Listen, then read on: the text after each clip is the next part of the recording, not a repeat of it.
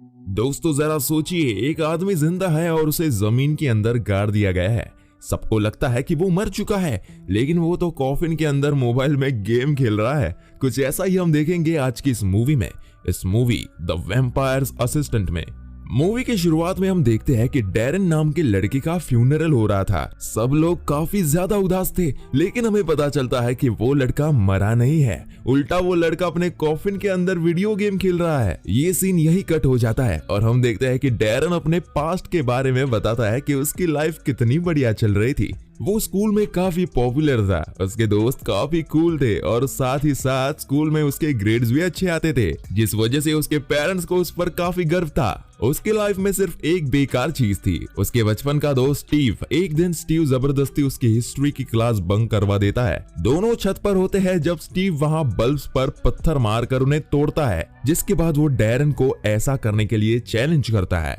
जैसे ही डैरेन एक पत्थर मारकर बल्ब तोड़ता है, उसके हिस्ट्री टीचर आवाज सुन लेते हैं और बस फिर क्या था, दोनों लड़कों के घर पर उनकी शिकायत चली जाती है। डैरेन को काफी डांट पड़ती है क्योंकि उसके पेरेंट्स को लगता था कि वो एक डिसिप्लिन स्टूडेंट है। उसे पनिशमेंट के तौर पर 2 महीने के लिए सब फन से रिस्ट्रिक्ट कर दिया जाता है। साथ ही वो उसे स्टीव से दूर रहने को कहते हैं क्योंकि इससे उस पर गलत असर पड़ रहा है। अगले दिन डैरेन स्टीव को बताता है कि उसके पेरेंट्स ने उसे उससे दूर रहने को कहा है, जिसे सुनकर स्टीव को बुरा लगता है और वो डैरेन को कहता है कि वो कभी खुद का स्टैंड नहीं ले सकता। वो दोनों बहस कर ही रहे थे कि उनके बगल से एक खूबसूरत कार होकर गुजरती है, जिससे एक आदमी पैम्पलेट फेंकता है। वो देखते हैं कि ये एक सर्कस शो है जिसका नाम अ फ्रीक शो है। उसमें लिखा था कि ये 500 साल में एक बार होता है। उनके हिस्ट्री टीचर को जब इस बारे में पता चलता है तो वो उन्हें स्ट्रिक्टली ये शो अटेंड करने के लिए मना करते हैं क्योंकि ये इल्लीगल नेचर का शो है। लेकिन फिर भी वो दोनों वहां जाने का डिसाइड करते हैं। रात में स्टीव और डैरेन अपने घर से चोरी छुपे निकलकर सर्कस पहुंचते हैं। यहाँ हमें पता चलता है कि डैरेन को स्पाइडर्स में काफी इंटरेस्ट है और स्टीव वैम्पायर से काफी ऑब्सेस्ड है।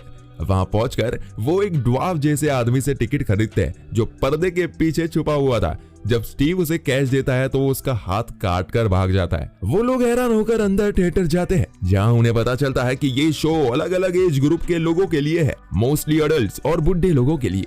कुछ देर बाद शो शुरू होता है, जहां मिस्टर टॉल नाम का होस्ट आता है और ऑडियंस को आने के लिए थैंक यू बोलकर शो शुरू करता है। सबसे पहले हम एक वुल्फ जैसे आदमी को देखते हैं, जिसे देखकर ऑडियंस डर जाती है। मिस्टर टॉल उसे एक औरत के पास जाने को कहता है, जो उस औरत के दोनों हाथ फाड़ देता है। इससे पहले कि कोई रिएक्ट कर पाता, औरत के दोनों हाथ ठीक होने लगते हैं और वो स्टेज पर आ जाती है जैसे कुछ हुआ ही ना हो। मिस्टर टॉल उसे इंट्रोड्यूस करवाते हुए बताती है कि ये है कॉर्मा लेम्स, जो कि शो की मेंबर है। उसके बाद अलेक्जेंडर रिब्स आता है, जिसकी बॉडी में रिब केज ही नहीं है। तीसरा मेंबर गैरी का टीथ है, जिसके दांत इतने स्ट्रॉन्ग है कि वो उससे कुछ भी चबा सकती है। इसके बाद तो एक खूबसूरत लड़की हमें दिखती है जिसका नाम मदामी तुरस्का है, जो डैरेन को स्टेज पर बुलाकर उसे अपना असिस्टेंट बनने को कहती है। वो जैसे ही उसे चेहरे को टच करती है, उसे डैरेन के अंदर से कुछ अजीब सी फीलिंग आती है, तो वो पीछे हट जाती है और वो अपने चेहरे पर दाढ़ी ले आती है, जिससे ऑडियंस उसकी काफी तारीफ करती है।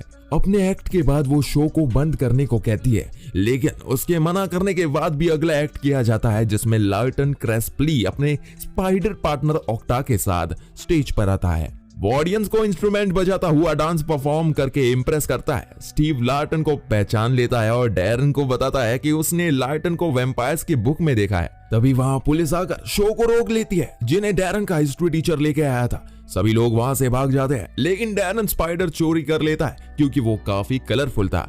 जैसे ही वो वहां से भागने वाला था, तभी वहां कोई आ जाता है, जिसे देखकर वो छुप जाता है। वो देखता है कि लार्टन किसी बूढ़े आदमी के साथ था, जो उसे बुरे वैम्पायर्स की धमकियों के बारे में बताता है, जिन्हें वैम्पनीज कहते हैं। अचानक स्टीव बाहर आकर उनसे रिक्वेस्ट करता है कि वो लोग उसे भी वैम्पायर बना दे, क्योंकि वो उससे लाइफ से नफरत करता है। हमें ये पता चलता है कि स्टीव के फादर काफी पहले कहीं खो गए थे, जिसके बाद से उसकी मां शराबी हो गई। काफी कन्विंस करने के बाद लार्टन उसे वैम्पायर बनाने के लिए रेडी हो जाता है और उसका खून टेस्ट करता है, लेकिन उसे रियलाइज होता है कि स्टीव एक बुरा इंसान है, तो वो उसे मना करके वहां से भगा देता है। कुछ देर बाद उसे रियलाइज होता है कि उसका स्पाइडर अपनी जगह पर नहीं है। डैरन भी स्पाइडर लेकर वहां से भाग जाता है। वो जैसे ही रोड पर जाता है उसे वो खूबसूरत कार पिक कर लेती है, जिसके अंदर एक आदमी मरलफ और मिस्टर टाइनी से उससे पूछताछ करने लगते हैं। पूछने पर उन्हें पता चलता है कि उन्होंने गलत इंसान को उठा लिया है। वो असल में उसका दोस्त स्टीव को पकड़ने वाले थे, इसलिए वो लोग उसे टच में रहने को कहते हैं और डैरन को उसके घर पर ड्रॉप कर देते हैं। अगले दिन डैरन ऑक्टा को अपने बैग में रखकर स्कूल ले जाता है। क्लास में जाने से पहले ही स्टीव ऑक्टा को देख लेता है और उसके साथ खेलने लगता है कि वो उसे जमीन पर गिरा देता है, जिससे ऑक्टा भाग जाता है। स्पाइडर को पकड़ने के बजाय स्टीव उसे मारने की कोशिश करता है, जिससे स्कूल हॉल में काफी केओस हो जाता है। कुछ बच्चे डर के भागने लगते हैं, जबकि कुछ उससे इंजर्ड भी हो जाते हैं। ऑक्टा फाइनल स्टीव को बाइट करता है और फिर खिड़की से बाहर भाग जाता है। उसके बाइट करते स्टीव बेहोश हो जाता है। अगले सीन में हम देखते हैं कि डैरन भागता हुआ सर्कस जाकर लाइटन से रिक्वेस्ट करता है कि वो स्टीव को बचा ले, मगर लाइटन साफ साफ मना कर देता है। लेकिन आखिर में वो एंटीडोट देने के लिए कंडीशन पर मान जाता है कि उसे डैरन को उसका असिस्टेंट बनना पड़ेगा। इसका मतलब है कि उसे अपनी फैमिली, फ्रेंड्स और पूरी सोशल लाइफ को छोड़ना पड़ेगा। इनडायरेक्टली मतलब है कि उसे मारना होगा। इतनी मुश्किल कंडीशन होने के बाद भी डैरन अपने दोस्त को बचाने के लिए कंडीशन को एग्री करता है। लाइटन उसमें अपना खून डाल देता है और दोनों बिल्कुल स्पीड में स्टीव को बचाने हॉस्पिटल पहुंचते हैं। लाइटन बिना देर किए स्टीव की बॉडी में एंटीडोट डालते हैं, जिससे स्टीव रिकवर करने लगता है। कुछ दिन बाद हम देखते हैं कि डैरन को अपनी बॉडी में कुछ अजीब सी पावर्स फील होती है और साथ ही वो कच्चा मीट खाने लगता है। एक दिन तो वो खून पीने के लिए इतना पागल हो गया था कि अपनी बहन को मारने की कोशिश करता है, लेकिन वो खुद को कंट्रोल करके वापस अपने रूम में चला जाता है, जहां लाइटन बैठा उसकी बुक पढ़ रहा था। लाइटन उसे वार्निंग देता है कि उसे अपना घर छोड़ना पड़ेगा, नहीं तो वो अपनी फैमिली के लिए खतरा बन जाएगा। डैरन ऐसा करना नहीं चाहता, लेकिन उसे याद आता है कि वो अपनी बहन को मारने के लिए इतना क्लोज आया था और वो ये भी नहीं चाहता था कि वो जिंदगी भर अपने पेरेंट्स को परेशान करे, इसलिए वो अपनी नकली मौत के लिए रेडी हो जाता है। उसी रात वो अपने घर की छत पर बैठकर लाइटन के आइडिया को इम्प्लीमेंट करता है। लाइटन उसकी गर्दन मोड़कर टेम्पररी उसे मार देता है। इससे सब लोगों को बिलीव हो जाएगा कि उसकी मौत असली है। अगले सीन में हम डैरन के फ्यूनरल का दिन देखते हैं, जहां उसकी फैमिली, फ्रेंड्स और टीचर लास्ट राइट पे करते हैं, लेकिन ये लड़का कॉफिन में अपने फोन में गेम खेल रहा था।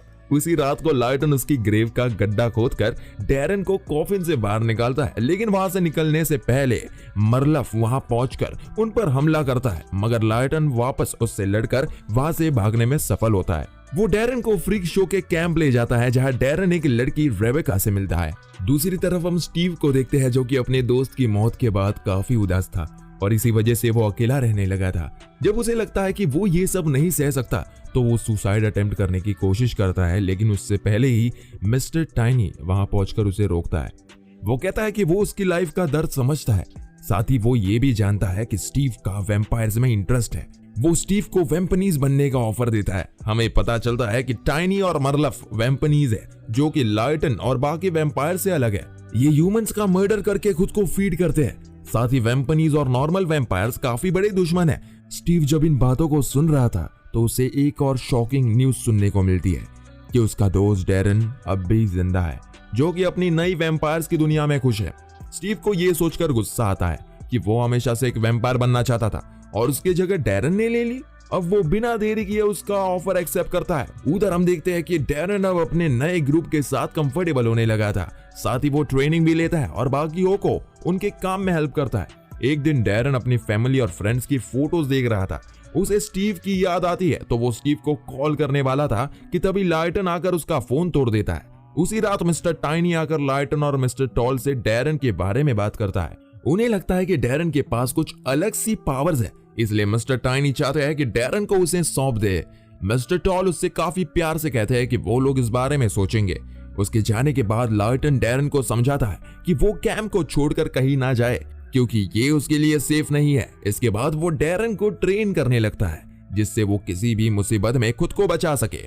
पहले तो डैरन लाइटन को टच करने में भी फेल होता है, लेकिन जैसे जैसे उसकी ट्रेनिंग आगे बढ़ती है, उसकी स्किल्स और स्ट्रेंथ बढ़ने लगती है। दूसरी तरफ मरलव स्टीव को वैम्पनीज में बदलने लगता है, जिससे उस ढेर सारी पावर्स मिलती है। स्टीव और इविल बनने लगता है।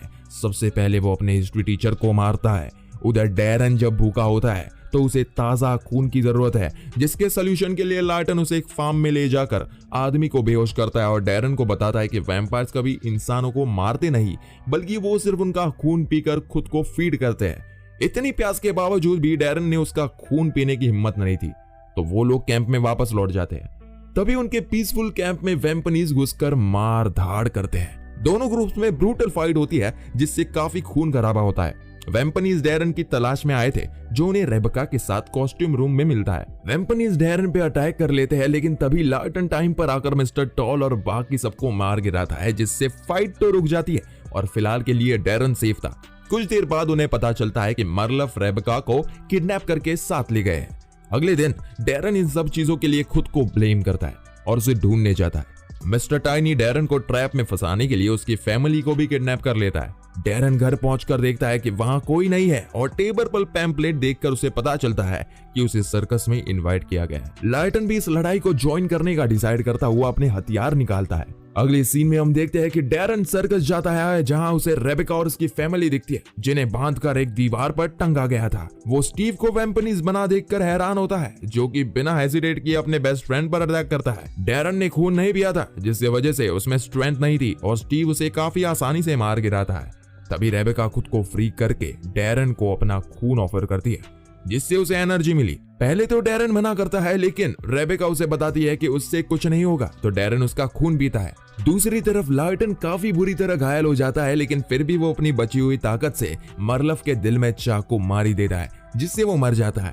तभी डैरन भी स्टीव से लड़ने लगता है, जिससे मिस्टर टाइनी बेटा एंजॉय कर रहा था। जब उसे लगता है कि अब काफी हो गया है, तो वो लड़ाई रोकता है और अपनी स्पेशल पावर से मरलफ को जिंदा करके उसे ड्वार्फ बना देता है। उसके बाद वो दोनों दोस्त को अपने साथ चलने को कहता है। स्टीव जल्दी उसे ज्वाइन कर लेता है, लेकिन डैरन मना करता है। बाद में हम देखते हैं कि ये लार्टन डैरन की फैमिली को हिप्नोटाइज करके उनकी मेमोरी साफ कर देता है, जिससे उन्हें ये इंसिडेंट याद नहीं रहेगा। मूवी के आखिर में डैरन वापस अपने कैंप आता है, जहां सब उसे वेलकम करते हैं और घर की तरह फील करवाते हैं। और इसी के साथ ये मूवी यही खत्म होती है। दोस्तों, वीडियो पसंद आया हो ना, तो एक लाइक जरूर करें और अपनी राय कमेंट भी करें।